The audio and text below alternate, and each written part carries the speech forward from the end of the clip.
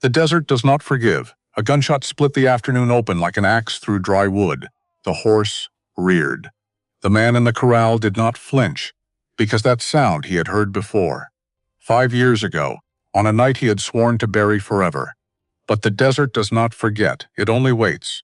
On the ridge to the east, a figure stood, not waving, not moving, just standing. The way a person stands when they have walked 60 miles without water. A buckskin dress. 2 black braids. Rope marks on her wrists that had not yet finished healing. She knew his name. She knew what he had done. And in the fold of her dress, she carried a name this man had paid 5 years of silence to never hear spoken again. The wind shifted.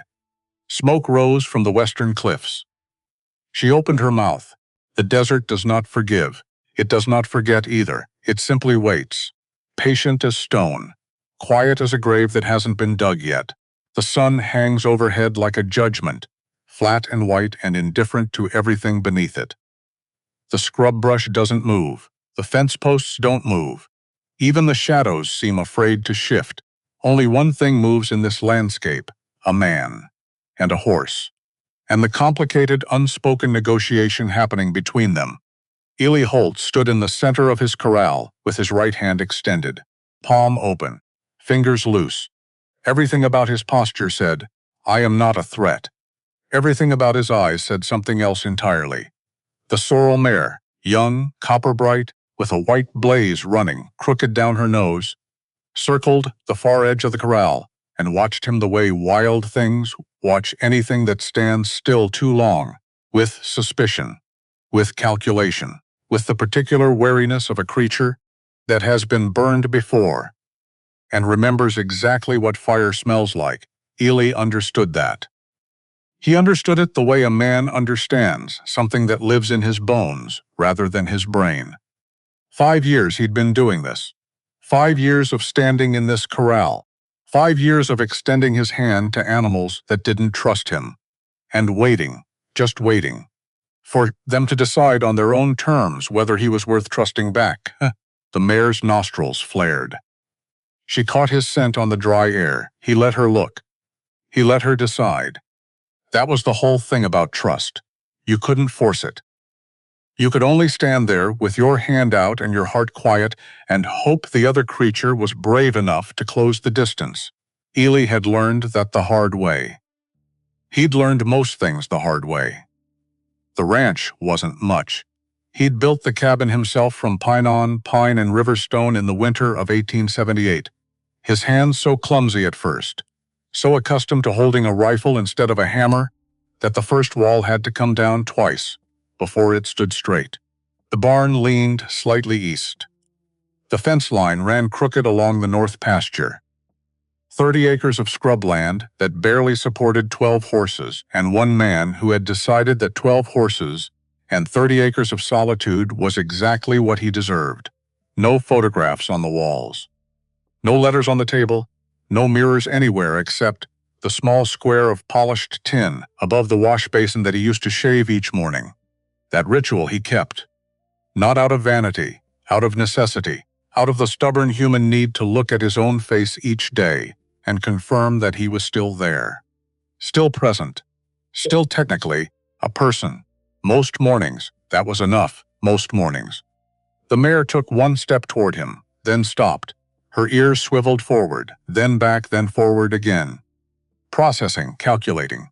Eli breathed slowly through his nose and did not move, did not speak, did not do anything that might tip the balance of this particular negotiation.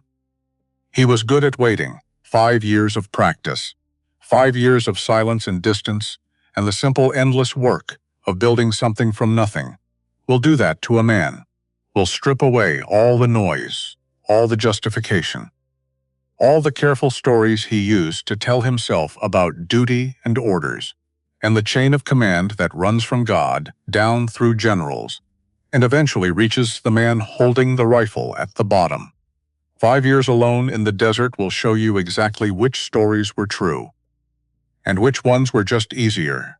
The mare stretched her neck toward him. Her muzzle moved toward his palm, tentative, warm, searching. And then the gunshot split the afternoon open. like an axe through dry wood. One crack lot flat and hard and absolute, coming from somewhere west, coming from everywhere at once, bouncing off the mesa walls in shrinking echoes, until it dissolved into silence that felt louder than the sound itself. The mare reared, spun, bolted to the far side of the corral in a blur of copper and panic and flying hooves. And Eli was gone, not from the corral. His boots were still planted in the dust. His body was still standing. His hand was still extended, palm open, to an empty space where a horse had been. But he was gone. The corral dissolved. The blue sky dissolved. The present tense dissolved. And what came rushing in to fill the space was not a memory. It was the memory, the one that lived behind everything else. The one he'd spent 5 years trying to bury under hard work and silence, and the steady rhythm of a life deliberately emptied of anything that might set it loose. July 1878. Night. The canyon walls of Crimson Ridge rising black on both sides. The smell of juniper and cold rock, and then, beneath it, the first thin thread of smoke from cooking fires, from family fires. From fires that meant people were sleeping, were eating, were living their ordinary lives in the ordinary way that people live, when they believe they are safe. Eli had smelled those fires and felt the first cold finger of doubt press against the back of his neck. He had 18 men behind him, 18 horses moving in near silence through the dark, and in his saddlebag, folded careful as a church letter, the intelligence report that Colonel Marcus Vane had placed on his desk 4 days prior. Apache warriors, 40 strong. Staging point for coordinated attacks on 3 settlements. Weapons cache confirmed. Move fast. Move quiet. Move before they disperse. He'd read it 3 times. He'd believed it, God help him. He'd believed every word. Because Vane had been his commanding officer for 3 years. Because Vane had taught him how to read a canyon. How to move through scrub without sound. How to think like the land itself, patient and still and always aware. Because Vane had been, in every way that mattered to a 29-year-old man who'd lost his father at 14, the closest thing to a mentor he'd ever had. You don't question the man who taught you how to survive. You trust him, right up until the moment you realize you shouldn't have. The first wiki-up appeared out of the darkness as a shape, curved, low, domestic. Not a military structure, not a staging area, a home, and then another, and another. And Eli had reined his horse so hard, the animal grunted and sat back on its haunches, and he had turned hard in the saddle, and ridden back to Vane at the head of the column. He'd said, "Something's wrong. These aren't warriors, these are families." And Vane had looked at him the way a man looks at a chess piece that has momentarily forgotten. It is a chess piece. Calm. Considered. Not surprised. Not even remotely surprised. As if this conversation had been anticipated. As if Eli's doubt had been factored into the plan from the beginning and found to be manageable. "This is the plan, halt." Vane's voice had been almost gentle. Not a mistake. The plan. Stand down. And then he had turned away. Had raised his arm, had given the signal, and the night had become fire. The screaming had come first, high and piercing, the kind of sound that lives in a man's chest for the rest of his life, whether he wants it to or not. Then the shooting. Then the light, orange and climbing and terrible, as the structures caught and burned, and the darkness became something worse than dark. Eli had not stood down, he had ridden into it. Had pulled people out of burning shelters with his bare hands until his palms blistered and his lungs filled with smoke, and his eyes ran so hard he could barely see. He'd saved 4 people, a young woman, an elder, 2 children. 23 people had not been saved. 23 people had died on land that Vane had known, had always known, contained not a weapons cache but a gold deposit. Land protected by treaty. Land that could not be seized unless the people living on it could be classified as hostile combatants and eliminated accordingly. Eli had not known that part until later, 3 months later, to be precise, when he'd found the paperwork. When Vane had sat across his desk from him, with perfect composure, and placed in front of him a pre-signed document, Eli's own signature, forged with frightening precision, on a scouting report confirming the presence of armed hostiles at Crimson Ridge. "If you say a word," Vane had said, "not unkindly, you'll be the one standing trial, and we both know how that ends." Eli had looked at that document for a long time, and then he had done the thing that haunted him more than the fire, more than the screaming, more than the 23 names he could still recite in order if the nightmares pushed him far enough. He had said nothing. He had walked out of Vane's office, resigned his commission, and driven west until the road ran out, and then he had kept going, and built a cabin, and bought 12 horses, and spent 5 years learning how to stand very still, with his hand extended, and wait for something to decide whether he was worth trusting. The wind through the corral fence pulled him back, the mare's hooves still stamping at the far side, his own breathing ragged too fast, the way it always was after. He pressed his back against the fence rail, counted 1 breath, 2, 3. The army doctor at Fort Stanton had taught him this. The counting, not because it worked. The doctor had been honest about that, had sat across from Eli in that small office with his hands folded and said, "Look, I won't lie to you, it won't make the memories stop, but it gives your body something to do while the wave passes. Something to hold on to." Eli counted to 8. The wave passed. The sorrel mare watched him from across the corral with enormous dark eyes. She had stopped panicking. She was just watching now, assessing him the way she'd been assessing him before the shot. Still deciding. He almost laughed. He reached for the canteen hanging on the fence post, lifted it halfway to his mouth, and stopped. Because someone was standing on the ridge, not moving, not waving, not doing any of the things that a person passing through does when they spot a ranch below, just standing.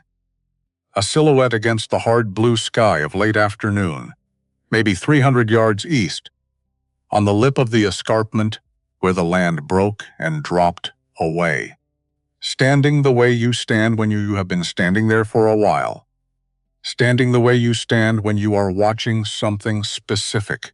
Eli set the canteen down without sound. His hand moved to his hip, where the Colt revolver hung in its worn holster, and stopped just short of touching it. Old instinct, the kind that doesn't die. It just waits in the muscle memory like a sleeping animal, and the first loud sound of the day wakes it right back up. He watched the figure. The figure did not move. And then it did, slowly. Unsteady at first, each step placed with the kind of careful deliberateness that means either the terrain is treacherous or the person navigating it has very little left in reserve, coming down the slope in a descent that was less graceful than determined, less confident than simply unwilling to stop. Deedles emerged from the shimmer of heat rising off the rock. Small frame, long dark hair, moving with a kind of fierce dignity that made him think of something bent to the point of breaking, but not quite broken yet. Not quite. By the time the figure reached the flat ground at the base of the slope and crossed the 100 yards of open scrub toward his fence line, Eli could see clearly a woman, young, dangerously close to the edge of what a body can endure and still remain upright. Her dress was the first thing he registered, as specifically as a man registers something that doesn't quite fit his expectations. Not calico, not wool, not the practical cotton of a settler woman.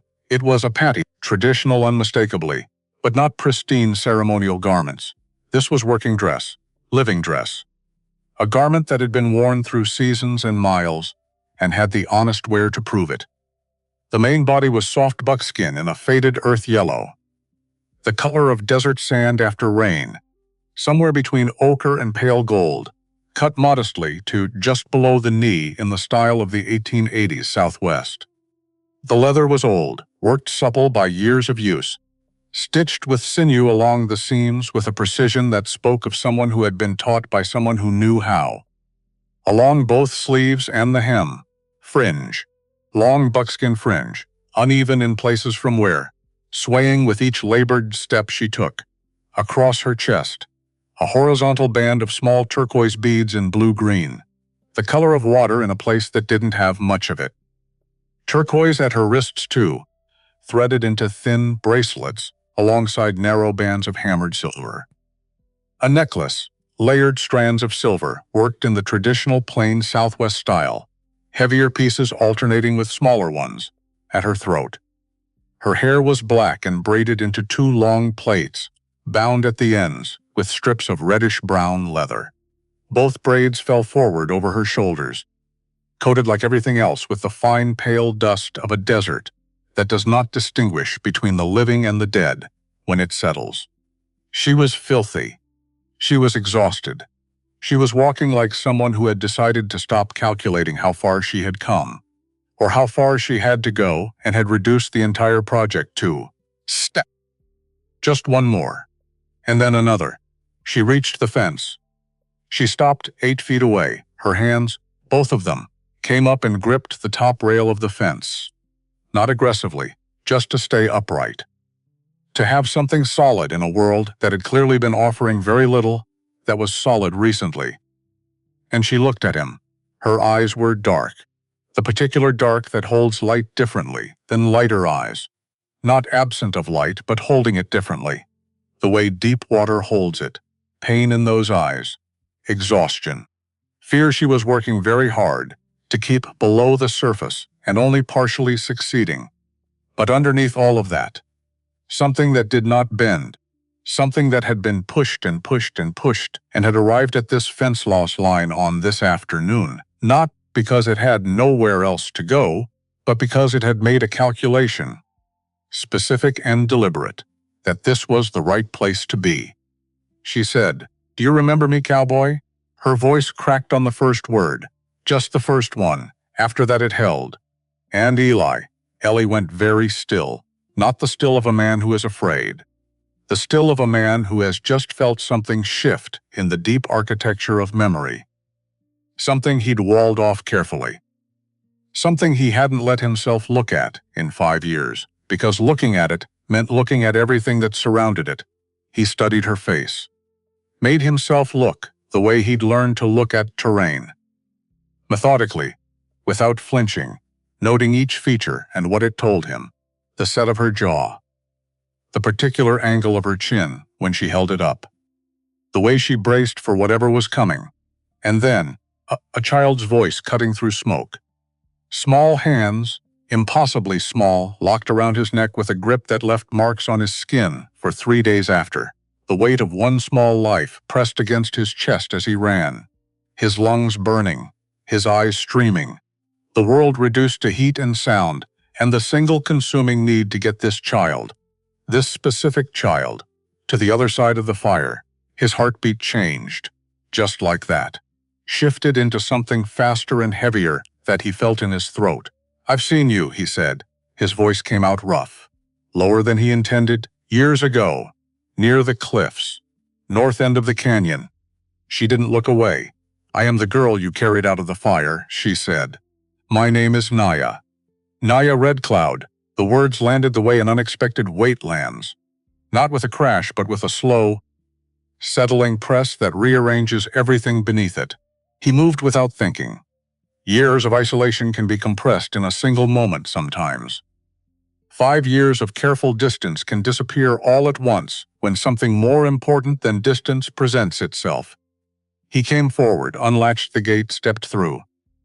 She was still gripping the fence rail. He could see now, up close, what the distance had softened, the rope marks at her wrists. Healed but readable, the way a scar always tells its story, whether or not you ask it to. The bruising along her left side that she was protecting with the slight angle of her stance.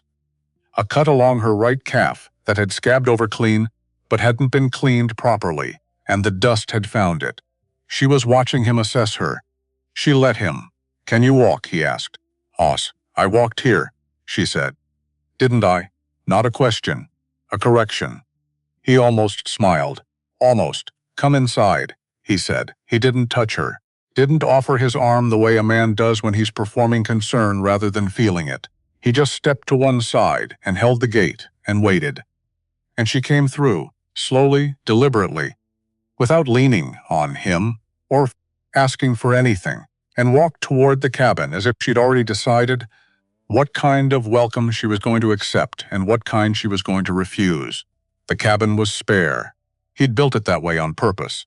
A table, 2 chairs that didn't quite match, the iron stove, shelves of supplies, flour, beans, salt pork, ammunition stored separately.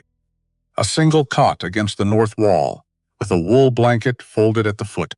No decorations, no comfort beyond the functional. He filled a tin cup from the water barrel, set it on the table in front of her. Drink slowly. She picked up the cup with both hands.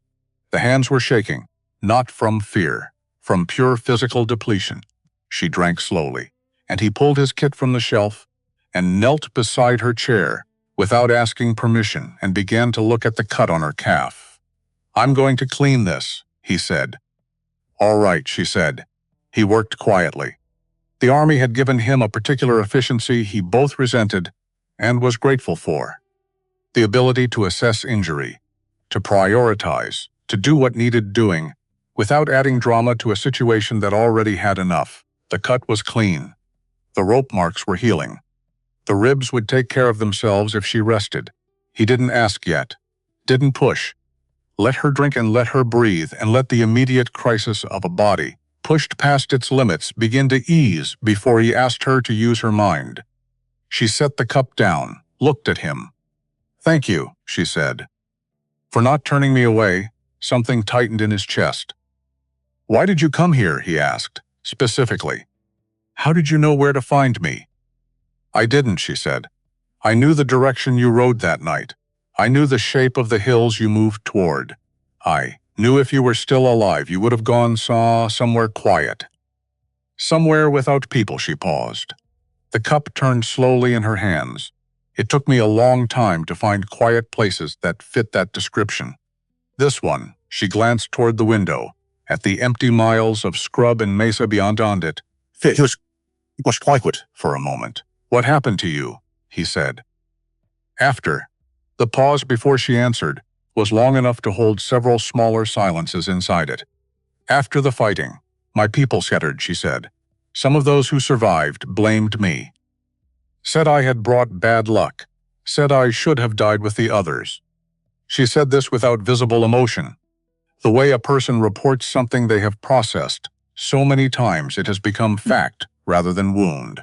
"I lived with that for a long time, and then—" "3 weeks ago," she said, "men came to where I was living.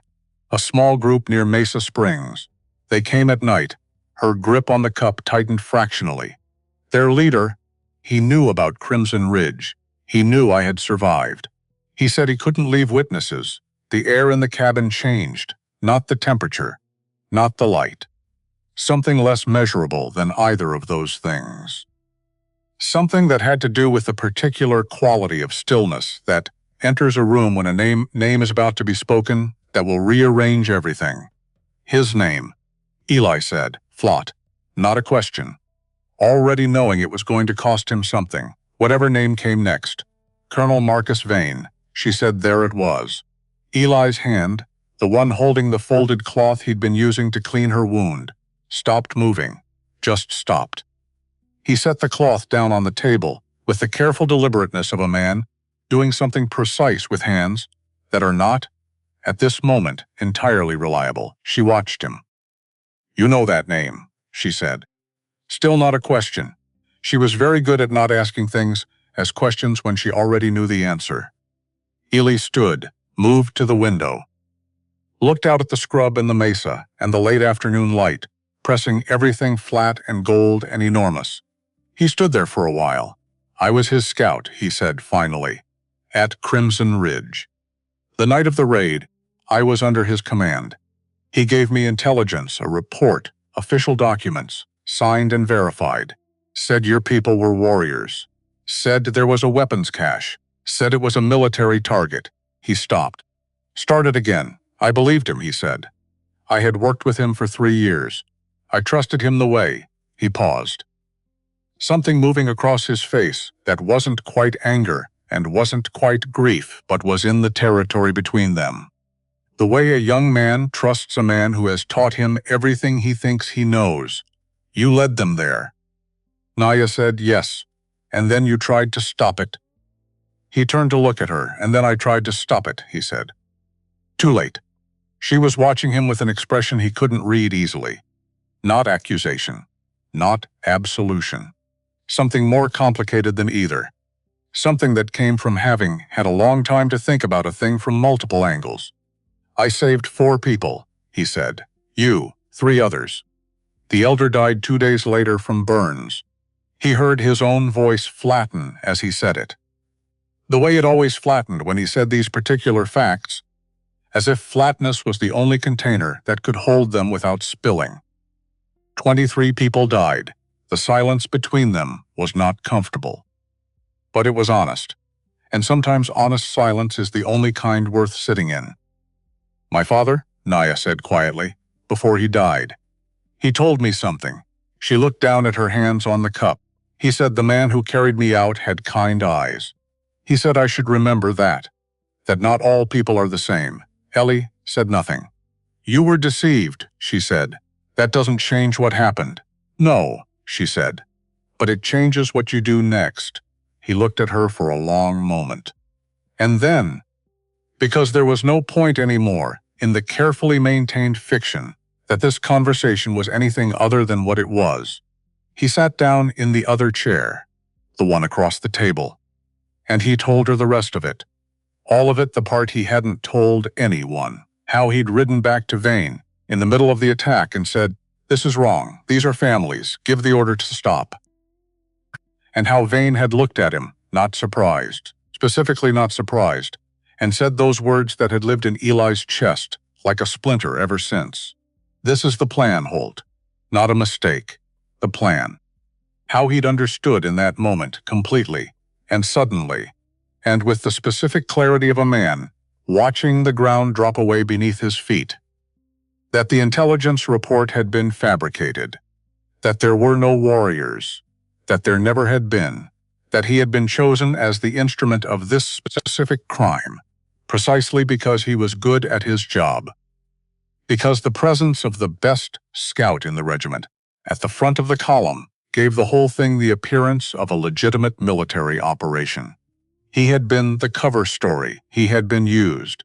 She had saved 4 people. He had buried 23. He had ridden to Vane's office 1 month later with the intention of reporting everything. Had walked through that door with his jaw set and his conscience finally louder than his fear, and found waiting for him on Vane's desk a single document, pre-signed, his own signature, perfect. A scouting report confirming armed hostiles at Crimson Ridge Canyon. Vane hadn't even needed to explain it. He'd just set the document on the desk between them and waited. If you say a word, Vane had said, you'll stand trial. And we both know how that trial ends for a scout who led 18 men into a family camp. Illy had looked at that piece of paper, and he had walked out of Vane's office, and he had not said a word. And then I came here, he said. And I built something from nothing. And I tried to forget, he said it flat. The way you say a fact you have accepted completely, even as it destroys you. Naya was quiet then. And did you? Forget. No, he said. Good, she said. He blinked. She was looking at him steadily. Forgetting would be the easy thing, the wrong thing. You didn't forget. You're still here. Still carrying it. She tilted her head slightly. That means there's still something in you worth the wait. He didn't know what to do with that. Almost said so before he could. She said, there is something else you need to know. He waited. Before he took me, she said, I heard things. Vane and his men talking. There is a soldier, a sergeant named Owen Briggs. He was there that night. He knows what happened. He is planning to testify before a military tribunal. She paused. Vane knows this. He is moving to silence everyone who could support Briggs's testimony. That is why he came for me. That is why he will keep coming. Ellie's jaw tightened. Briggs, he said. He knew the name, remembered the man. Solid, quiet, the kind of soldier who does his job without performing it. He'd seen Briggs on the east flank that night. Had seen him running toward the burning structures, too. Where is he now? A man named Dean Red Cloud. Apache, Vane forced him to work for him, holds his sister as leverage. Before I escaped, Dean told me Briggs has been traveling for 2 weeks, trying to reach a marshal, trying to find someone who will listen, and Vane's men are following him. Yes. Ellie stood. The afternoon light had shifted, lower now, redder, pressing long shadows out across the scrub in every direction, on the ridge to the west. A thin column of smoke, not wildfire, not random, controlled, deliberate. The kind of smoke a fire makes when someone has built it with intention and placed it where it can be seen by someone who knows how to look. Someone had built that fire within the last hour. Someone who knew or suspected that Eli was not alone. How long, he said quietly, do you think you were followed? Naya came to stand beside him at the window. Her eyes went immediately to the smoke. Her face didn't change. I thought I lost them in the canyon country, she said. 2 nights ago. A pause. I may have been wrong. Ellie was already moving. To the corner of the cabin where the Winchester rifle leaned against the wall. He checked the action. Smooth, loaded. Familiar in his hands the way tools are when they've stopped being tools and started being extensions of intention. He set the rifle near the door, moved to the shelf, pulled down the Colt, his backup, and placed it on the table in front of Naya. You know how to use this, he said. She looked at the revolver. Then at him, my father taught me to shoot a bow, she said. Not guns. Same principle, he said. Point at what needs stopping. Don't pull the trigger. Squeeze it. There's a difference. He watched her pick it up, not tentative, not dramatic, just the direct practical grip of someone assessing a new tool and making room for it. He adjusted her thumb slightly. If anyone comes through that door who isn't me. I understand, she said. He met her eyes. She was not afraid. She was tired, injured, carrying more than most people could carry and still walk, and she was sitting in the cabin of a man she hadn't seen in 5 years with a borrowed revolver, in her hands and smoke on the western ridge. And she was not afraid, Ma. I'll be back, he said. That's a promise, she said. Not as a question, not as a request, as a reminder, as if she knew, from specific personal experience, exactly what promises were worth and was choosing, deliberately, to extend the assumption that this one would be kept. He held her gaze for 1 moment. Yes, he said. It is. He climbed the ridge. 2 men. A fire built small and controlled. Horses tied in the shadow of a rock formation behind them. They weren't looking his direction, they were looking east. Toward the trickle of smoke from his own chimney. Toward his barn. Toward the corral where the sorrel mare had gone back to pacing. One of them had a spyglass, pointed at his cabin, hired men. Not in uniform. The kind Vane would use when he needed work done, that didn't appear in any official record. 2 here. But 2 didn't make a fire that visible, unless they weren't trying to hide. Unless the fire was the point. Unless the point was, we see you. And we want you to know we see you. And we want to see what you do next. A message. A pressure. The beginning of something that was not going to end quietly regardless of what he chose. Eli pulled back from the ridge line before they could turn and catch his silhouette against the sky. When he came back through the cabin door, Naya was still at the table, the Colt still in her hand. She looked at him once and read whatever was in his face. How many, she said. 2 on the ridge. Probably more I couldn't see, Vane, she said. Not a question, or people who work for him. He moved to the map, rough hand drawn on a piece of oilcloth, pinned to the wall next to the door. There's a town, 20 miles east, Redstone. Marshal there, name of Caleb Stone. I've heard his name from the trading post man. Heard he's honest. We go there, Naya said. Not, what should we go there? Not, do you think we should? We go there. He looked at her. She was sitting up straight in the chair, with her damaged ribs, and her healed rope marks, and her 60 miles of desert still on her skin, with his borrowed Colt in her steady hand, and absolutely no uncertainty in her voice. He thought about the 2 men on the ridge. He thought about Marcus Vane. He thought about 23 names he could still recite in order. And he made a decision, not because it was safe, not because it was likely to work out cleanly, but because some decisions don't actually require calculation. Some decisions are just the only possible response to a situation, if you are going to live with yourself afterward. We leave before dawn, he said. Pack light. We ride the game trails east. Stay off the main road. He moved to the shelf, pulled down supplies, began loading the spare revolver with the focused efficiency of a man whose hands know what to do, while his mind is already somewhere else. Eli, Naya said. He turned. You said 5 years, she said. 5 years you have been here. Alone. She looked at him steadily. Why did you stay? You could have gone anywhere. He was quiet for a moment. I stayed, he said, because I didn't know if I was still worth putting anywhere. She held his gaze. Something shifted in her expression. Something he didn't have a name for. Not pity, nothing like pity. Something older and more complicated. The look of a person who recognizes a specific kind of wound because they've carried their own version of it for a long time. My people called me bad luck, she said quietly. For years I believed them. She looked down at the revolver in her hand, then back at him. It took me a long time to understand that being called a thing and being a thing are not the same.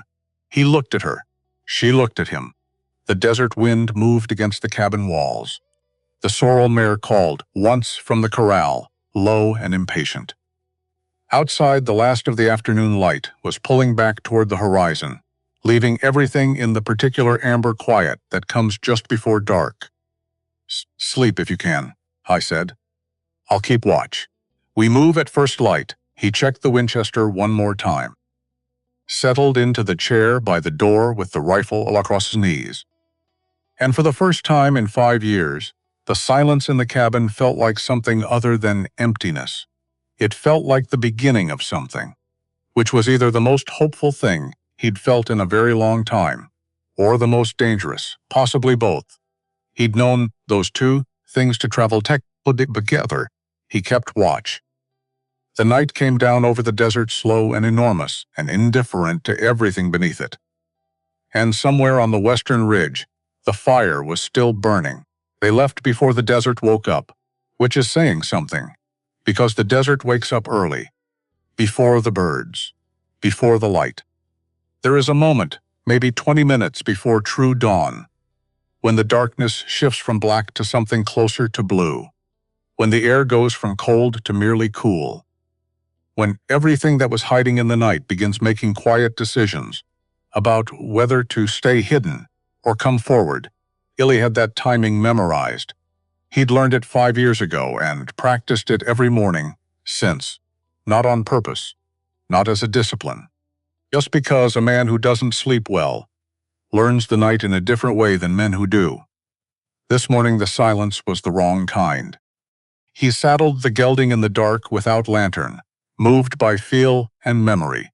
Fingers finding buckle and cinch the way. Fingers find things they have found 10,000 times before. The sorrel mare stood unusually still while he worked, as if she knew. As if whatever lived in horses that reads the mood of the humans around them had picked up the signal. Something is different today. Naya was already at the corral gate when he brought both horses out. She'd slept 3 hours, maybe 4. He'd checked on her twice during the night and found her upright both times, eyes open, looking at the ceiling with the focused look of a person doing calculations inside their own skull. The third time he checked, she was asleep, sitting upright in the chair with the colt still in her hand and her braids hanging forward over her shoulders, and her expression, for the first time, unguarded. He hadn't woken her for another 2 hours. He told himself it was practical. She needed sleep. She'd walked 60 miles on nothing. It was practical. That's all it was. Now she stood at the gate in the pre-dawn blue, her dress the color of pale sand in that light, the turquoise beads at her chest, catching nothing because there was no light yet to catch.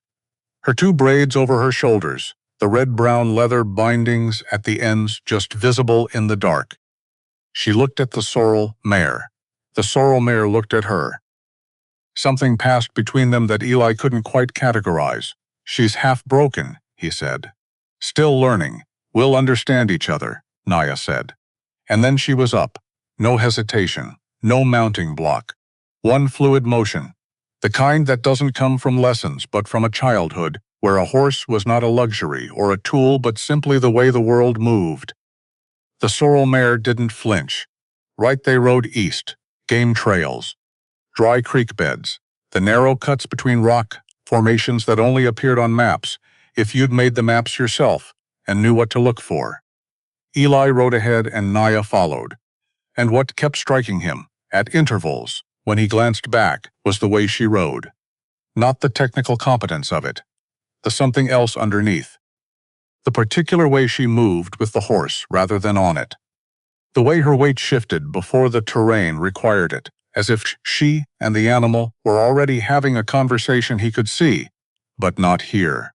The miles went by. The sky went from blue to gray to a thin, pale gold at the eastern edge.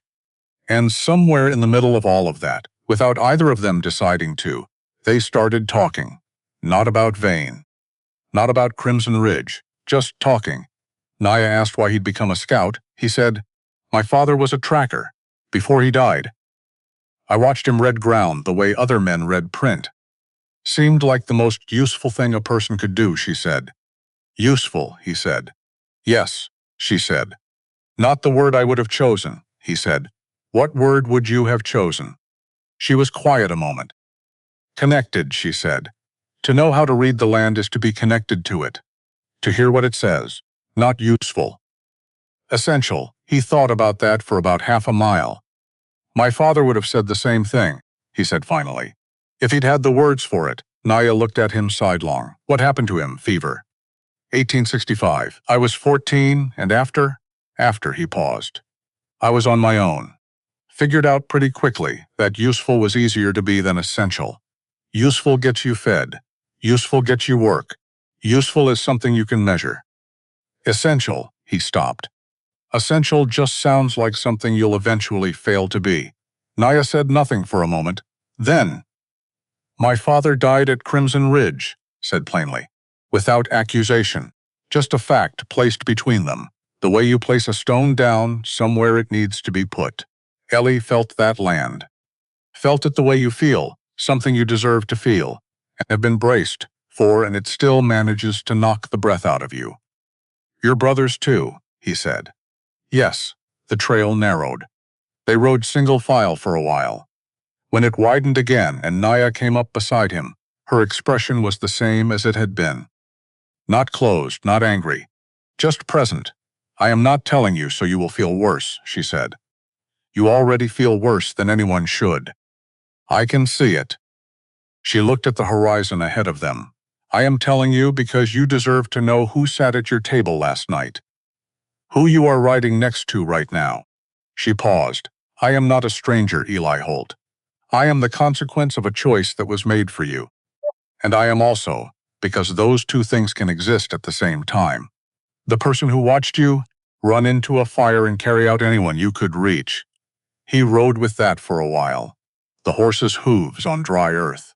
The wind coming sideways off the mesa. "Your people blamed you for surviving," he said. "Yes, I know," she said. "It was wrong. And it was also grief. And grief is not known for its accuracy." She shifted in the saddle. Just slightly.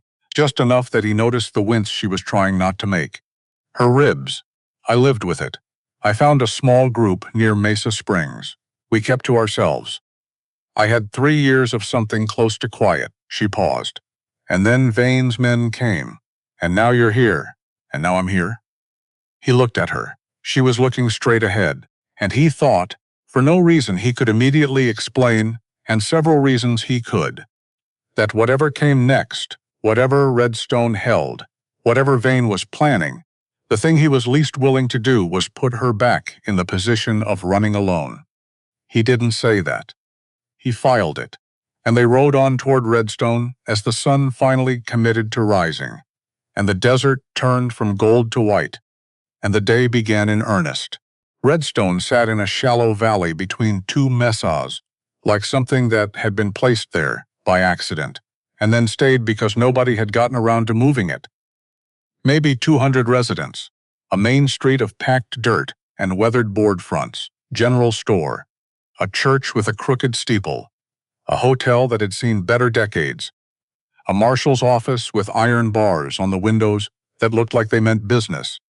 Decker's Mercantile was the largest building on the main street, and it looked exactly like the man who owned it. Solid, worn, slightly overcrowded with things that didn't quite belong together, but somehow worked anyway. Walt Decker was 64 years old and built like someone who had worked hard every day of those 64 years, and had opinions about people who hadn't. He wore wire-rimmed spectacles that sat slightly crooked on his nose. His apron was leather, his hands were enormous, and his face when he looked up from behind the counter and saw Eli walk through his door was, for about half a second, pure, uncomplicated pleasure. "Eli Holt," he said. "Well, hell, Walt, 5 years," Walt said. 5 years and the man finally decides to come down from his mountain. "I figured you'd either gone feral or died, considered both," Eli said. Walt's eyes moved past him to Naya. And here was the thing about Walt Decker that Eli had always noticed in the years when he'd stopped in Redstone for supplies. The man had a face that didn't perform its reactions. What moved across it when he looked at Naya was not suspicion, was not the careful neutrality of a man deciding what kind of trouble she represented. It was recognition, not of her specifically, of something else. Something that lived behind his eyes and had been living there for a long time. "Come around back," Walt said. "Both of you." The back room was small. Kitchen table, 2 chairs, a narrow bed, a stove occupied with a pot of coffee doing its best work. Walt poured 3 cups without asking and set them on the table and sat down, and Ely told the story. All of it crimson. Ridge, Vane, the fabricated intelligence, the 5 years, Naya's arrival, the men on the ridge, the name Owen Briggs. All of it laid out in order without decoration. Walt listened the whole time, without interrupting, without reacting in the places where most people would react, just listening with the full and specific attention of a man who knows that listening is a skill and practices it accordingly. When Eli finished, Walt stood up, moved to the far wall, and took down a basket, small, round, woven from willow and yucca fiber, in a spiral pattern of reddish-brown and cream. Old, the kind of old that comes from being handled and kept for decades, not from neglect. He held it for a moment before he spoke. "My wife made this," he said. "Naomi, Mescalero Band. We married in 1851. Lost half our customers in the first week." He turned the basket slowly in his big hands. "Had 20 years together before the fever took her." 1871, he looked at Naya directly. "She would have been about your age when we married. Maybe a year or 2 younger." Naya looked at the basket, looked at Walt. Something in her face shifted, very slightly. The careful surface of it opened, just a fraction. The way a window opens when someone inside decides the air outside is trustworthy. "She was skilled," Naya said quietly. "At everything she did," Walt said, "including judging character. Which is how I knew, when I met her, that I wasn't as bad a man as I'd been in danger of becoming." He set the basket back on its hook. "That's why I'll help you. Not because it's right, though it is. Because she would have wanted me to." He picked up his coffee cup. "And because Vane came through here 3 months ago. Tried to tell me I shouldn't sell supplies to Apache people. Said it was unpatriotic." He took a sip. "I told him my store serves anyone with money and a civil tongue." And then Marshal Stone had a word with him the next day, and he left. He set the cup down. "I've been waiting for him to come back as a problem ever since." Eli looked at him. Walt looked back. "Marshal Stone," Eli said. "Is he worth talking to?" "Best marshal this territory has seen in 20 years, Walt said. "Honest to a degree that sometimes inconveniences people. Doesn't much care about politics." He stood up. "Let's go talk to him." Caleb Stone's office smelled like old paper and gun oil. and the particular staleness of a room where someone spends a lot of time thinking. Stone himself was 52, gray, threading through dark hair, cut short, a face that had been through weather, all kinds of weather, not just the meteorological kind. He wore a badge on his leather vest, the way some men wear their faith, not loudly, not as performance, but as something he had decided he was, and then had decided to keep deciding every morning. He looked at Eli when they walked in, looked at Naya, looked at Walt. "Shut the door," he said. He listened the way Walt had listened, completely, without interruption. Occasionally writing something in a notebook with a pencil stub. His face gave almost nothing away, except in one moment, the moment Eli said the name Marcus Vane.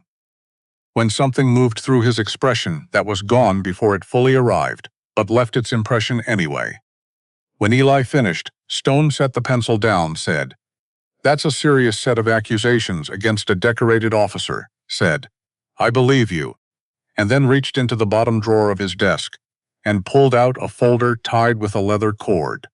Set it on the desk between them. The paper inside was yellowed. The official seal at the top had faded.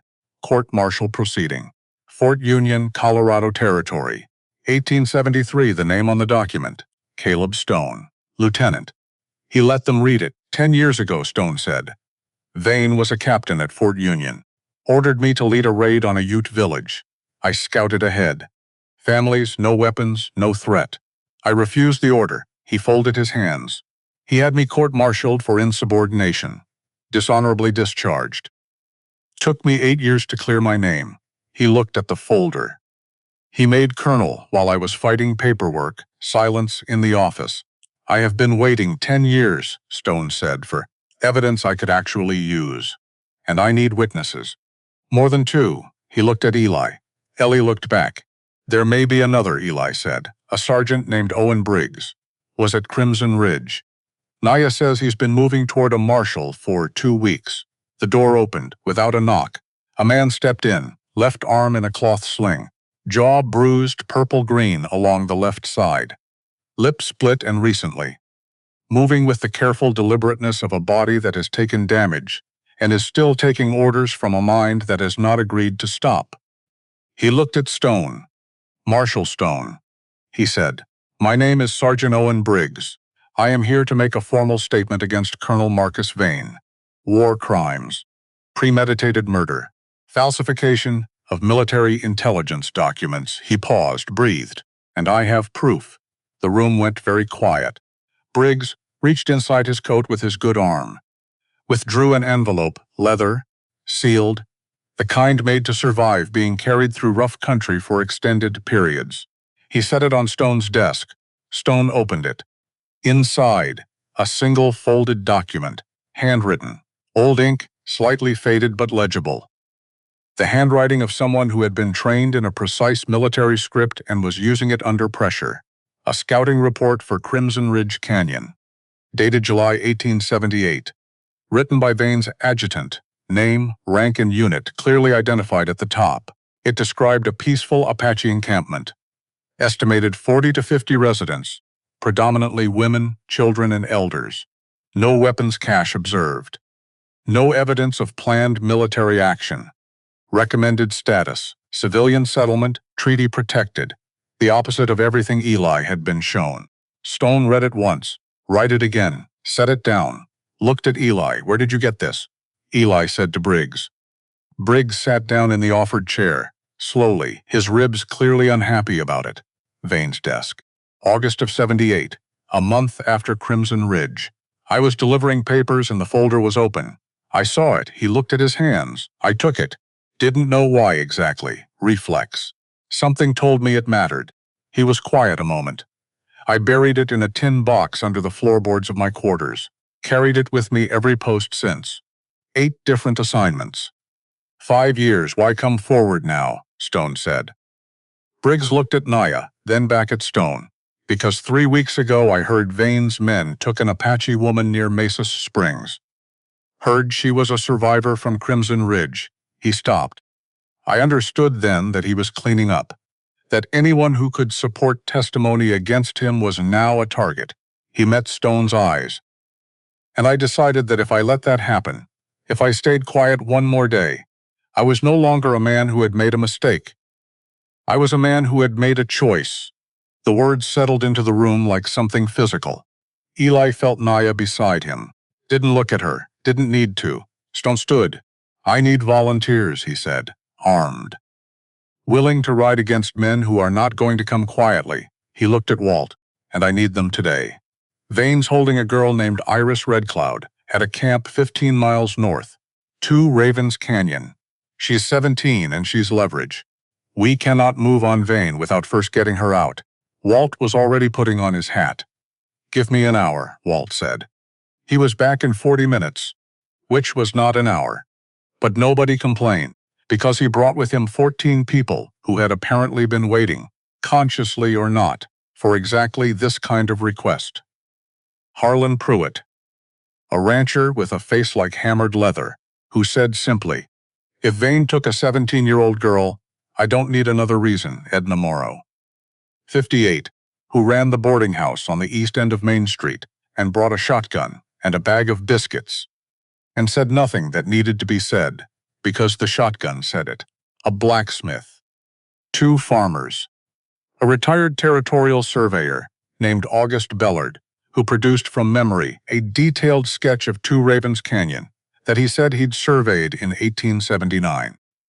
They crowded into Stone's office and overflowed onto the boardwalk outside. Stone looked at them, looked at Eli. There was something in his expression that was too complicated to be simple gratitude, but was in that territory. He said, "I want to be honest with all of you. This is dangerous. Vane has at least 12 men at that camp. Experienced men, armed men. Men who are not going to surrender quietly." He paused. "Anyone who wants to leave, leave now. No shame in it. Nobody left." Harlan Pruitt said, "Let's hear the plan." The plan was this. Eli and Stone would go in at night, just the 2 of them. Locate the wagon where Iris was held. Get her out clean before anyone fired a shot. The others would hold a perimeter position south of the canyon entrance, close enough to move fast if the extraction went wrong. Far enough to avoid triggering the camp sentries prematurely. If something went wrong, Stone didn't finish that sentence. He didn't need to. Before they broke to prepare, Naya pulled Eli aside. Not far. Just to the edge of the boardwalk, where the overhang put them in shadow. She looked at him. He looked back, and this was the moment, the specific moment he would think about later, when later was something he actually had, where he noticed what she was not doing. She was not asking him to be careful, was not telling him to come back, was not performing the worry she clearly felt. She just looked at him and said, "I want to ride with you tonight," he said. "No," she said. "I know that canyon." Naya." She stopped. He said, "If something happens to me tonight, you are the only person who has seen Vane's face and survived. You are the only person in this chain who cannot be replaced." He held her gaze. "I need you here, not because you can't handle yourself, because you are too important to risk on an extraction that 2 people can do quietly." She looked at him for a long moment, long enough that he thought she was going to argue. She said, "Come back," he said. "That's a promise." She held his gaze one moment more, then nodded once, and walked back inside. The night came down over New Mexico the way it always did, completely, and all at once, and with the particular indifference of a thing that has been doing the same job for longer than anything else around it, and has long since stopped explaining itself. 2 Ravens Canyon, 15 miles north of Redstone. Midnight, Eli and Stone moved on foot from where they'd left the horses, in a dry creek bed 300 yards, south of the canyon mouth. Both in dark clothing. Both moving the way men move when they are trying to make as little impression on the landscape as possible. Low, slow, deliberate. Stone was good, better than Eli had expected. Which said something about what Eli had expected, and something else about what Caleb Stone's years of being a lawman in difficult territory had made of him. They found the first sentry at the canyon mouth. Waited him out. The rotation was predictable. Soldiers' habits die hard even in men who've left the army. And Vane's men still moved like army, while still traded posts in patterns that a former scout could read in the dark. Inside the canyon, the camp was exactly as August Bellard's sketch had suggested. A natural amphitheater with 3 high walls and one way in. Tents arranged in a rough horseshoe. Horses in a rope corral on the east side. Cook fire burned low. 4 sentries that Eli could count, probably 2 more he couldn't. And in the center of the camp a wagon, wood-sided, iron-barred on 2 sides. The kind of wagon that has one purpose and does not apologize for it. Through the bars, when Eli got close enough. A figure, small, sitting against the far wall with her knees drawn up and her arms around them. Long dark hair. The absolute stillness of someone who has been in a confined space, long enough to have made a kind of peace with the walls. Stone was already at the lock. His picks were out. Old kit, worn smooth with use, and his hands moved in the particular focused quiet of a man. Doing a thing he has done many times and never enjoyed once. The lock was good. It took 4 minutes, which was 3.5 minutes than it asked, longer than it should have taken. Which was 3.5 minutes of Eli watching the nearest sentry's patrol pattern. And doing the math on exactly how much time they had before it stopped working in their favor. The lock gave. Stone eased the door open. Eli climbed in. The girl, Iris Red Cloud, did not flinch, did not make a sound, just looked at him with eyes that were, under the circumstances, remarkably steady. Iris Red Cloud, he said. Yes, she said. Your brother Dean sent people for you. Something moved through her face. Fast and deep, and then contained again with the speed of someone who has learned that hope is a thing to be carefully managed. How do we go, she said. Quietly, he said. And fast, she stood. Her legs were unsteady, stiff from confinement, probably days of it. But she stood without help and moved to the door with the same contained steadiness. Stone helped her down. Eli followed. They moved south. Back toward the canyon mouth. 3 figures in the dark, moving through the camp's perimeter the way smoke moves. Low and quiet and without a clear shape, 20 feet from the canyon mouth. 30, 40. And then the voice from behind them, sharp, alert. The voice of a sentry who has just noticed that something is wrong without knowing yet what it is. Hey, the wagon. Everything accelerated. Iris broke left without being told. Stone grabbed her arm, kept her moving south. Eli turned, put himself between them and the sound, his hand on the revolver. The sentry came around the supply wagon at a run, rifle up. Eli moved first. The camp erupted, shouting, running. The particular organized chaos of men who have been trained to respond to alarm. More sentries, lanterns swinging. The horses in the east corral going panicked and loud. And then, in the gap between 1 second and the next, Eli saw him, standing at the entrance of the largest tent, tall, broad-shouldered, unhurried. The way a man stands when he has decided to be unhurried, because he believes the outcome is already settled. Colonel Marcus Vane, the same posture, the same absolute certainty in the arrangement of his body. Older, 5 years older, gray in the temples now, and lines around the eyes that hadn't been there before. But the fundamental thing that made Vane who he was, the bedrock conviction that whatever was happening on his unchanged. His eyes found Eli in the dark, found him immediately. There was no surprise there either. There was never surprise in Marcus Vane's eyes. Just that cold, patient calculation that had always looked like confidence, and might actually have been something closer to contempt. Holt, he said, just the name. Just that. And then he raised his arm, and his men moved, and the retreat to Box Canyon began, and stopped being a retreat and started being something worse. They ran. Stone and Iris and Eli running south through the dark, with the sounds of organized pursuit behind them. Horses coming, lanterns swinging, men who knew this terrain better than 3 people in the middle of the night. The volunteers were in position. The shooting started. And the running became a fight.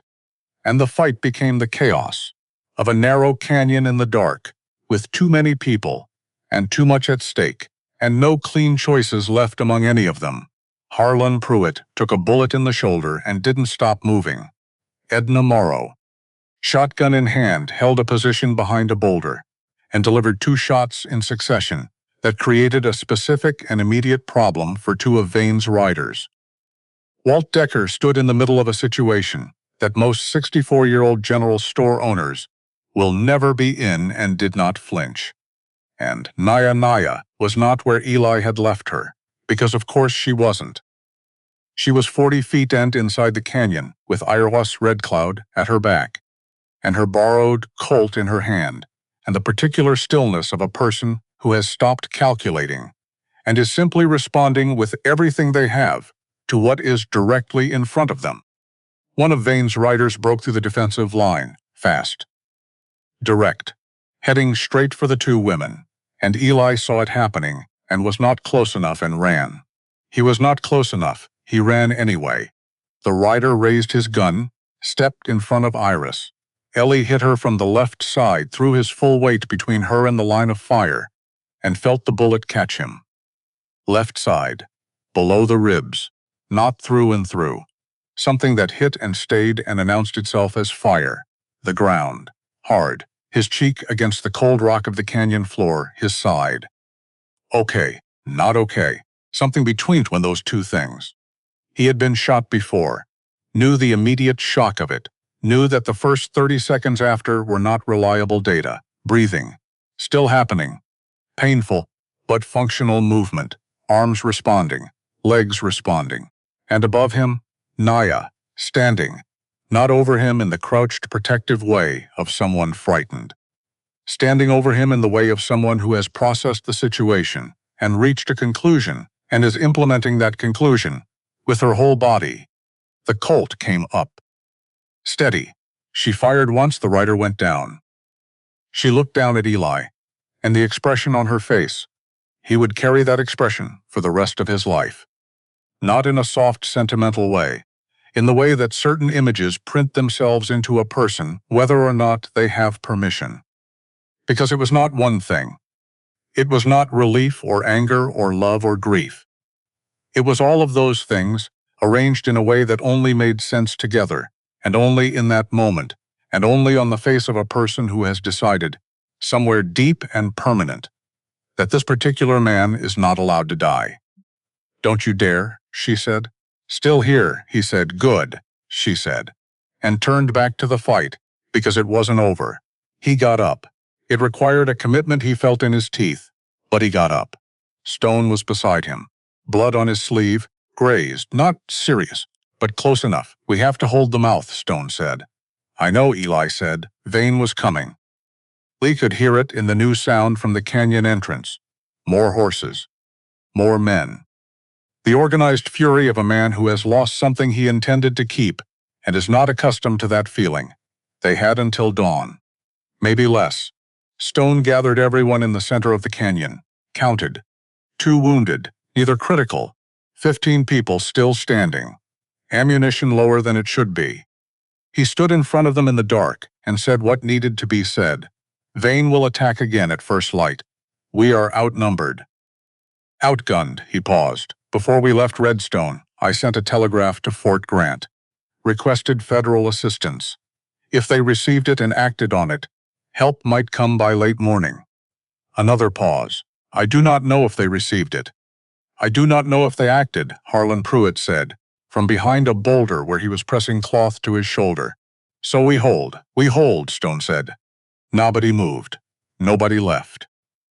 Walt Decker sat down on a rock and pulled a biscuit from his coat pocket, the ones Edna had made that morning back in Redstone, back when the worst of the day was still ahead of them, and ate it slowly. Offered the one beside it to the man nearest him. The man took it. And in that small and completely ordinary gesture, in the middle of a box canyon surrounded by the men of a murderer waiting for dawn, something passed through the group that was not hope exactly, more like the decision to be worth whatever came next. Ellie found Naya at the base of the eastern wall, sitting with her back against the rock, Iris Red Cloud beside her, the girl's head on Naya's shoulder, both awake, both quiet. He sat down beside her. She didn't look at him immediately. Then she did. "Your side," she said. "Fine," he said. "Eli, manageable," he said. She looked at him the way a person looks at someone who is being technically accurate in a deeply unhelpful way. "I'll live," he said. She held his gaze. "You said that was a promise," she said. "It is," he said. She looked at the canyon wall above them, at the slice of night sky visible between the rock and the dark. Stars. The narrow, indifferent stars of the high desert that have been doing this same job since before anything that walks on the ground had names. Iris' eyes shifted beside her. Sleeping now, breathing evenly. Dean Red Cloud was not here tonight. Dean Red Cloud had helped Naya escape 3 weeks ago, and then instead of running, had made his own calculation. Eli didn't know that yet. Wouldn't know it until morning, but it was coming. Everything was coming. The dawn was maybe 4 hours away. Vane was outside the canyon with 12 armed men, and the specific kind of patience that comes from believing the outcome is already decided, and 15 ordinary people from a small New Mexico town were inside the canyon with a former scout and a marshal, and a sergeant and a woman in a dusty earth-yellow dress, with turquoise at her wrists and 2 braids of black hair, and the particular and unbreakable quality of someone who has already survived the worst thing that can happen to a person, and has decided, deliberately, specifically, against all available evidence, to keep surviving anyway. The stars did not comment. The wind moved through the canyon. Everybody waited. Dawn came the way bad news comes, quickly, without announcing itself. One moment the canyon walls were black, and the next they were gray. And the next they were the particular, flat color of stone that has been looked at too long by people who are very tired and very afraid and trying not to show either. Eli had not slept. Nobody had slept. He sat against the eastern wall with the Winchester across his knees and watched the sky lighten, and did his arithmetic. 12 men. At minimum. Probably more he hadn't seen. 15 volunteers, 2 wounded. Ammunition that had been generous at the start of last night, and was considerably less generous now. 1 way in and 1 way out, which was the same 1 way, which meant whatever came through that canyon mouth came through the only exit too. Stone had arranged everyone with care. Eli and August. Bellard, who turned out to shoot like a man who had needed to shoot things to stay alive at some point and had kept the skill long after the necessity, at the high points flanking the mouth. The others in defensive positions behind the natural cover of fallen rock and the supply wagon they'd dragged into position in the first dark hours. Edna Morrow was behind a boulder with her shotgun and half a box of shells and the expression of a woman who has decided something and is not going to undecide it. Harlan Pruitt had refused to move to a protected position and was beside Stone at the center line with his good arm and his bad shoulder, and his jaw set in a way that made further argument seem genuinely wasteful. Walt Decker, 64 years old, bad knee, standing exactly where Stone told him to stand and holding his rifle with the steady hands of a man who has made his peace, and Naya. Naya was at the south end of the canyon mouth with Iris beside her, and the Colt in her hand, and her 2 braids hanging forward and the earth yellow of her dress turned gray in the pre-dawn light, like everything else was gray. Like color was a luxury. The morning hadn't decided to extend yet. She looked at Eli across the space between them. He looked back. Nothing was said. Nothing needed to be. Because some things communicate through the space between people without requiring the intermediate step of language. And what moved between them in that look was something that had been building since a dusty afternoon in a corral and a gate opening and a woman who had walked 60 miles on nothing but intention saying, "Do you remember me?" He remembered. He would always remember. The sound came first. Hooves. Multiple. Moving at a controlled pace. Not a charge. Not yet. The organized sound of men. who are confident in their number and are making a point of being heard, because Marcus Vane had always understood that fear was a tool and noise was the first instrument of fear, and the time before a fight was when fear did the most useful work. Ellie's jaw tightened. Same man. Same tactics. 5 years later, and still the same. Vane appeared at the canyon mouth on horseback. Alone, which was theater. The calculated performance of a man so certain of his position that he could afford to appear unguarded. Behind him, visible enough to be seen but back far enough to suggest they were holding 10 riders, maybe 12. Hard to count in the gray light, Vane looked up at the canyon walls, looked at the defensive positions, looked at Eli, found him immediately. Of course he did. He had always been able to find Eli in any landscape. Had always said it was because Eli moved in a particular way that was readable once you knew what to look for. Said it like a compliment, like a sign of how well he knew his best scout. Eli understood now what it had actually been. It had been ownership, the way a man tracks something he considers his. "Holt," Vane said. His voice carried clean in the morning air. "I have to say, you have exceeded my expectations." Nobody responded. "I gave you considerably more credit for self-preservation than you appear to deserve," Vane continued. 5 years of isolation, good instincts, and then a girl walks up to your fence, and you throw all of it away. He shook his head. Slowly, the performance of disappointment. "I taught you better than this." Stone stepped out from behind cover, badge visible. "Colonel Vane," he said, "you are under the jurisdiction of this marshal's office. Dismount. These proceedings end here."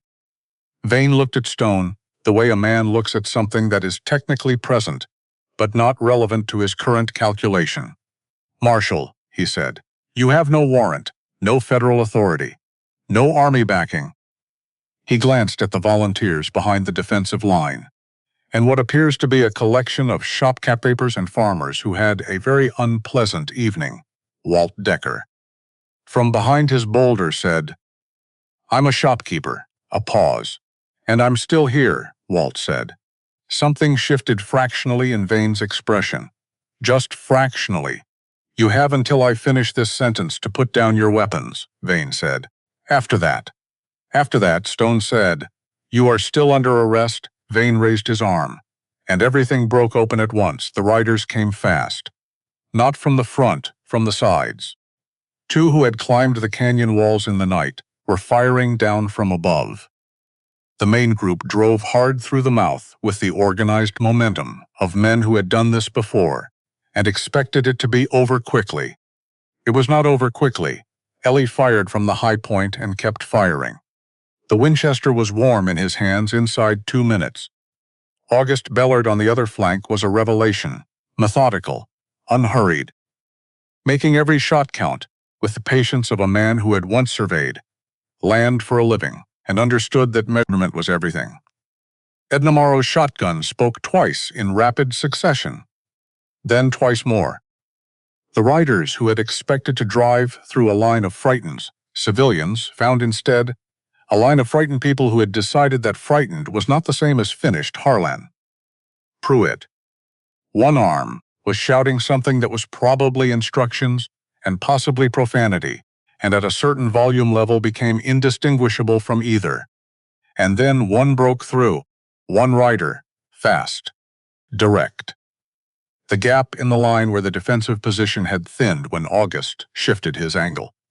Coming straight and hard toward the south end of the canyon, toward Naya, toward Iris. Eli saw it, was on the high point, was not close enough, and moved anyway. The rider raised his gun. Naya stepped in front of Iris. Eli hit her from the left, threw his full weight between her and the line of fire, felt the bullet catch him. Left side, below the ribs. The ground came up hard, his cheek against the cold rock of the canyon floor. Breathing. Still happening movement, still there. And above him, Naya, standing over him, in the way of someone who has processed the situation and reached a conclusion, and is implementing that conclusion with her whole body. The Colt came up, steady. She fired once. The rider went down. She looked down at Eli. "Don't you dare," she said. "Still here," he said. "Good," and turned back to the fight. He got up. It required a commitment he felt in his teeth, but he got up. And then the sound changed. Not the sounds of the fight. Those were still happening, still reverberating off the canyon walls, still the specific acoustic chaos of gunfire in an enclosed space. But underneath it, from outside, from the south, a different sound organized, multiplied, coming fast, cavalry, not Vane's riders. Something with the force of institutional decision-making behind it, 20 horses minimum, moving at a pace that communicated urgency without communicating panic. The fighting at the canyon mouth stuttered. Vane's men heard it too. Vane heard it. And for the first time, for the very first time in every encounter Eli had ever had with this man, in 3 years of service, and 1 night of fire, and 5 years of license, and this morning of reckoning, Marcus Vane's face showed something other than certainty. Not fear, not quite, but the particular expression of a man whose calculation has just produced a result he did not expect, who is running the numbers again and finding that the numbers have changed, who is recognizing, perhaps for the first time in a very long time, that he has miscounted something fundamental. The cavalry came through the canyon mouth at a controlled gallop and fanned out with the practiced efficiency of 20 men who have trained together and know exactly what the situation requires. At their head, Captain Aldous Reeve, older, gray-haired. The bearing of a man who had been military for 30 years and had come to the particular quietness that 30 years of that work sometimes produces. Behind them, one more rider, younger, moving carefully, his left arm bound in fresh linen. His face showing the specific exhaustion of a person who has been awake for 36 hours and has been using that time to do something that cost him. Dean Redcloud, 28 years old, who had helped his cousin escape 3 weeks ago and then, instead of running, had ridden to Fort Grant, had walked through the gate of a federal military installation as an Apache man with a wounded arm, and a story that should have gotten him turned away at the door, and had told that story anyway, had offered himself as witness, had offered everything he knew about Vane's operation, locations, numbers, schedules, in exchange for one thing: seg someone to 2 Ravens Canyon before dawn. They had listened. They had come. And now he sat his horse at the mouth of the canyon and looked past the chaos and the smoke and found what he was looking for: Iris. Standing at the south end of the canyon with Naya's hand on her shoulder, upright and present and alive. Something moved across Dean Redcloud's face that Eli did not have a name for and did not try to find one, because some expressions belong to the person wearing them and don't require translation. Reeves' voice cut through the remaining noise. Colonel Marcus Vane. By order of the United States Army. You are under arrest. Vane looked at the 20 armed cavalry soldiers surrounding his position, looked at Stone, looked at Eli, found Eli last, as always. That tracking quality that had never been a compliment, and Eli looked back. 5 years of a face that had lived in his nightmares and his waking thoughts, and in the particular hollow place in his chest that he'd tried to fill with hard work and distance. And the patience required to stand in a corral with your hand out and wait for something broken to decide whether to trust. 5 years. And now here, Vane said nothing, let the rifle drop. Not because he was beaten in any internal way. Not because he had reconsidered or felt remorse, but because he was practical. Because he had always been practical. And the practical calculation in this moment was simple. He was finished. And he knew it. And knowing it, he chose the version that preserved the maximum remaining dignity. The soldiers took him. It was over. Except it wasn't, because 2 people did not walk back out of Box Canyon. Roy Ashford, 38 years old. The blacksmith from Redstone, who had signed on last and said the least, and had stood at the interior defensive line and not moved from it through the whole of the night. Who had a wife in Redstone, who did not yet know she was a widow, and 3 children who did not yet know their father, had made a specific decision on a June morning in New Mexico to be the kind of man they would spend the rest of their lives trying to be. And Edna Morrow, 58, who had brought biscuits, who had brought a shotgun, who had positioned herself behind a boulder and held her ground until her ground was no longer holdable, who had run the boarding house on the east end of Main Street for 22 years, who had cooked breakfast for half the town that morning, that ordinary June morning that had begun like any other, and had then picked up her shotgun and walked out her own door. Stone stood before their covered bodies in the silence after, hat in both hands, head bowed. He stayed that way for a long time. Nobody spoke. The canyon was quiet now in the way that places are quiet after violence. Not peaceful, not restored, but emptied. Like a room after a storm has blown through it. The walls still standing. The shape of the thing still there. But something taken that had been there before. Harlan Pruitt sat against a boulder, with his shoulder wrapped and his eyes closed and tears running down his face in the uncomplicated way of a man who has stopped worrying about whether crying is permitted. Walt Decker stood beside him, didn't touch him, just stood there. Which was the right thing? Sometimes the right thing is just to be present in someone's grief without trying to improve it. Iris Red Cloud found her brother at the edge of the group. They stood 3 feet apart for a moment. 2 people who had not seen each other in 3 weeks, which had been 3 weeks of not knowing whether the other one was alive, which is a specific and terrible kind of knowing, not knowing that leaves marks. Then Iris stepped forward and put her arms around her brother's neck.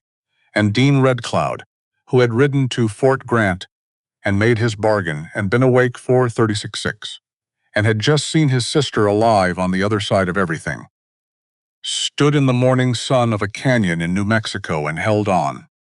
Eli found Naya at a small seep in the eastern canyon wall he'd noticed the night before and filed for later. She was sitting on the ground beside it, with her back against the rock and her knees drawn up and her hands in her lap. The earth-yellow buckskin of her dress was dark, with dust and smoke along the hem. The fringe on her sleeves was tangled. One of her braids had come partially loose at the bottom, where the leather binding had worked free in the night. She looked up when he came, looked at his side, at the way he was holding himself. "Sit down," she said. "I'm Eli." He sat. She moved immediately, practical, focused, pulling a strip from the hem of her underlayer without ceremony, pressing it against his side. He made a sound he immediately regretted. She said, "Don't," he said. "I wasn't."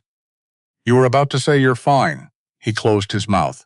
She worked in silence for a moment. Then she said, "When we get back to Redstone." "The doctor, yes," he said, "not later." "Immediately, yes. I am not negotiating this. I didn't say you were." She looked at him. He looked back. And in the particular, exhausted clarity of that morning, after the night, after the fight, after the sound of cavalry and the silence that followed, something that had been circling around the edges of every conversation they'd had, since a sorrel mare and a canteen and a woman gripping a fence rail finally landed. Not with ceremony, not with the flourish of a moment designed to be a moment, just with the quiet weight of something that had been true for a while and was now acknowledged. He said, "I have been trying to figure out what I owe you," she said. "You don't owe me anything, I know," he said. "That's what I've figured out. It's not a debt. It was never a debt. It was." He stopped, found the word, a direction. "You have been the direction I've been facing without knowing I was facing it for 5 years. She was quiet. "I am not an easy person to know," he said. "I have nightmares. I have silences that go on longer than they should. I have," he paused, "a ranch that leans to the east and 12 horses and 30 acres of scrubland.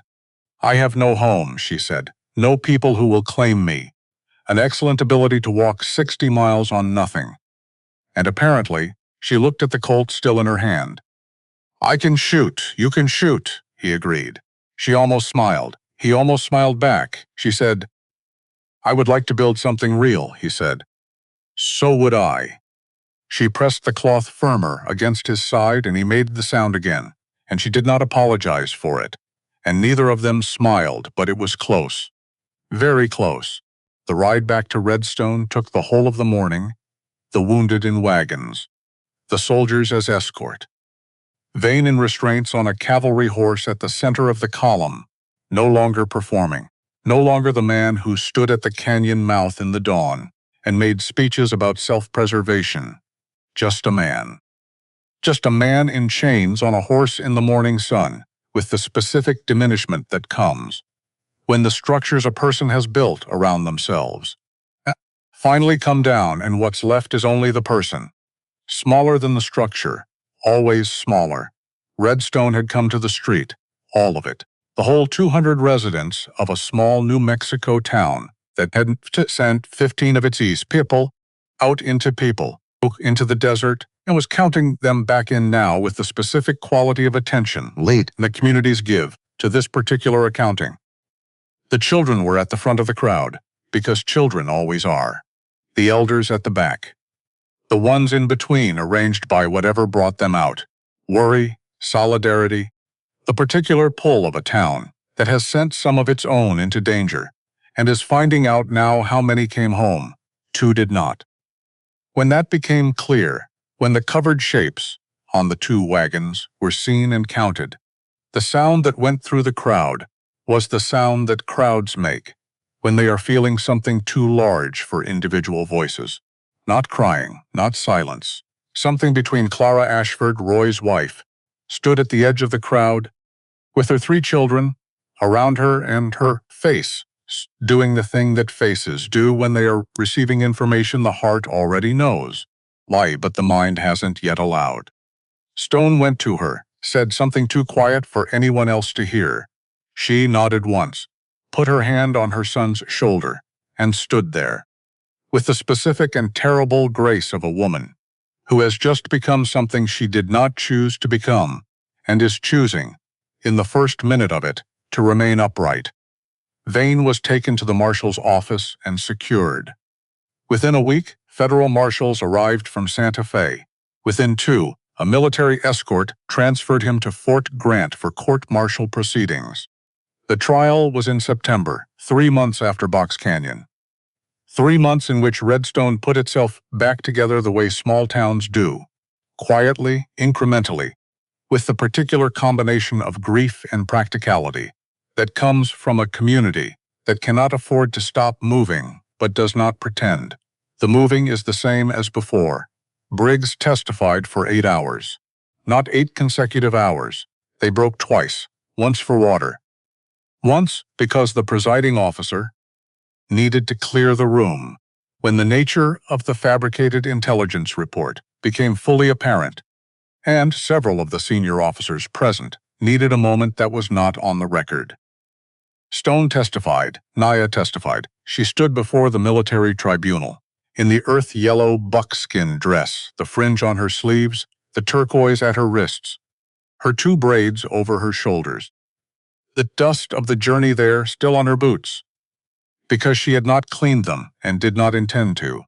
She stood before a room full of military officers and government officials and men who held the mechanisms of official power, and she spoke in a clear, unhurried voice about a night in July 1878, and what she remembered of it and what it had cost. She did not perform grief, did not perform anything, just told the truth in the specific, unadorned way that the truth has, when it doesn't need decoration because the facts themselves are enough. The room was very quiet when she finished. Vane looked at her from the defense table, and Naya looked back. She did not look away first. She did not look away at all. The tribunal found Marcus Vane guilty on all counts: war crimes, premeditated murder of civilian noncombatants, falsification of military intelligence documents, conspiracy, kidnapping. The list was long and specific, and read aloud in its entirety in the particular formal cadence that official proceedings use when they are doing the most serious work they can do. The sentence was death. Carried out in November of 1885 at Fort Grant. Stone was there. He stood in the yard and watched, and did not look away, and did not feel what he had expected to feel, which had been something like satisfaction. What he actually felt was more complicated than that, and less comfortable, and probably more honest. The particular feeling of a 10-year-long thing that is now done, which is not the same as joy, not the same as peace. Something closer to the weight, finally set down. The recognition of what carrying it that long had cost.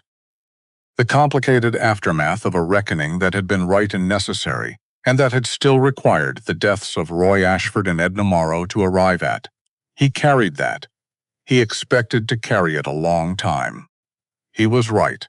The school took shape in the winter of 1883, Naya's idea, which should not have surprised anyone who had known her for more than 48 hours, but somehow still surprised most of them, because she proposed it 3 weeks after Box Canyon. Sitting at Walt Decker's kitchen table, with her ribs still wrapped, and Iris Red Cloud across from her and Dean at the door. "There needs to be a school," she said, "at Crimson Ridge. On that land specifically, not somewhere else." "There," Walt said. "On the canyon land," Naya said, "on the canyon land. Where the families lived, where the children played, where 23 people died because a man wanted the gold underneath it." She looked at each of them in turn. That land should hold a school, so that every child who learns there learns on the foundation of what happened, so that the knowing is permanent, not in a courthouse, not in a newspaper. In children, nobody argued. Walt said he'd fund the first year. Stone said the town would donate the labor. Dean said he'd build the curriculum if someone would let him. Iris said she'd teach. And then they all looked at Eli, who was sitting in the corner of Walt's kitchen with his side healing and his coffee cup, and the particular expression of a man who has just realized he is in the middle of something that is going to change the entire shape of the rest of his life and has decided, somewhere between one breath and the next, that this is acceptable. More than acceptable, necessary, he said. "I'll need to sell the ranch," Walt said. "You'll get a fair price," Ellie said. "I have 12 horses," Naya said. "We'll need horses." He looked at her. She looked back, and that was that the school opened in September of 1884. One building. Simple. Pinon, pine, and riverstone. Eli's particular skill set applied to a different purpose. Large windows that let in the flat, brilliant light of the New Mexico desert. A bell tower that Harlan Pruitt installed himself, one-armed, and then climbed down from, and stood back and looked at with the expression of a man who has done something with his hands that he didn't know he was capable of. At the entrance, a stone marker, flat, set flush with the ground, 23 names carved into it in careful letters, both Apache and English, where both were known. At the top, no heading, no explanation, just the names, because the names were enough. Because the names were the explanation, 20 students on the first day. Apache children and the children of Redstone settlers sitting at the same tables, which had required, in the months before opening, a specific and ongoing series of conversations in the community that were not always comfortable, and did not always resolve cleanly and moved forward anyway, because Naya Cloud was extraordinarily good at continuing to move things forward and extraordinarily patient with people to arrive at obvious conclusions, and extraordinarily willing to have the same conversation as many times as it needed to be had, with needed tumbles modes placed. She was, as it turned out, an exceptional teacher. The specific quality of her teaching, the way she held the room, the way she asked questions that had no single right answer, and then waited through the silence until a child found their own way to something true. That was something nobody had anticipated. Dean taught history, from the inside, from the specific and irreplaceable vantage point of someone who had lived the history being taught and survived it, and had things to say about it that no textbook contained. Iris, at 23, was completing her studies in Albuquerque. She came back in summers. She planned to return for good when she was done. She had plans for the school that she kept in a small notebook, and occasionally read aloud to whoever was nearby and willing to listen. Walt Decker. At 70, still opened Decker's Mercantile every morning, still wore the same spectacles, still had Naomi's basket on the hook behind the counter, had added beside it a small drawing, pencil on paper, unsigned, of the school at Crimson Ridge that one of the students had made and given him in the second year of its operation. He'd framed it with a piece of molding he'd cut himself. Caleb Stone remained marshal. Was offered a territorial appointment twice, declined twice, said he liked Redstone. Said the people there had earned a marshal who intended to stay. 5 years after the school opened, September 1889, the morning air still held the last of summer's heat, but something underneath it had changed. Something in the quality of the light, the angle of it, that said, this particular warmth will not be available much longer. Make use of it now. Ellie Holt stood in the school's garden with a group of 10-year-olds who were learning this week about corn, not abstract corn, not corn as a concept. Corn as a living thing that had specific requirements and specific responses to whether those requirements were met, and specific ways of letting you know, if you were paying attention, whether you were doing it right. He had learned this from Naya. Who had learned it from her father? Who had learned it from his mother? Who had learned it from hers? The chain of knowing, going back and back and back, through generations of people who had understood that the land was not a resource to be used, but a relationship to be maintained, and that maintaining it required the same things that all relationships required. Attention, consistency, willingness to be corrected.